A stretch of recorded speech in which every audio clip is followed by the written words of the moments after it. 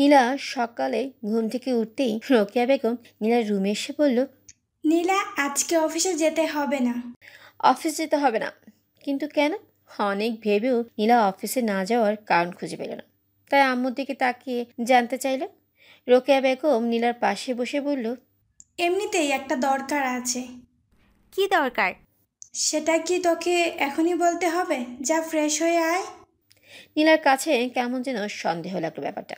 নীলা বলল, আজ কেন অফিসে যাব না? কারণটা কি? অবশ্যই বলবো, তবে আগে ফ্রেশ হয়ে আয়। নীলা বলল, তুমি কারণটা না বলা পর্যন্ত আমি বিছানা থেকে উঠব না। আর যদি না বলো তাহলে এখনই অফিসে চলে যাব। তুই কি আমায় ব্ল্যাকমেল করছিস? ধরে নিতে পারো। আজ সালমা আর সাহিল আসার কথা আমাদের বাসায়। বাড়িতে মেহমান আসবে আর তুই বাহিরে থাকবি, কেমন দেখায় না? ওয়েট ওয়েট ওয়েট, সালমাকে আর সাহিলিবাকে? কোন গ্রহে থাকে? কোথা থেকে এসেছে?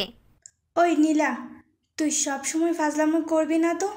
সালমা হলো আমার কলেজের বান্ধবী, আর সাহিল ওর ছেলে।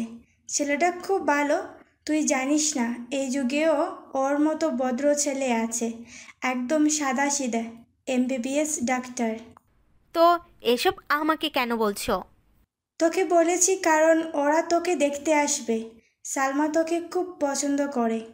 আম্মুর কথা শুনে নীলা যেন আকাশ থেকে পড়ল। তারপর বলল, আমাকে দেখতে আসছে মানে? এই আম্মু, তুমি কি আমাকে বাসা থেকে বিদায় করার চেষ্টা করছো? যদি এমন কিছু করতে চাও তাহলে একদম ভালো হবে না কিন্তু। ভালো হলে হবে, না হলে না হবে। মানে আমি এখন বিয়ে করব না। আজব তো, দেখতে আসলেই কি বিয়ে হয়ে যাবে? আম্মু, আমি কোনো দেখাদেখির মধ্যে নাই। যদি তোমার ইচ্ছা হয় তুমি দেখো, আমি অফিসে গেলাম।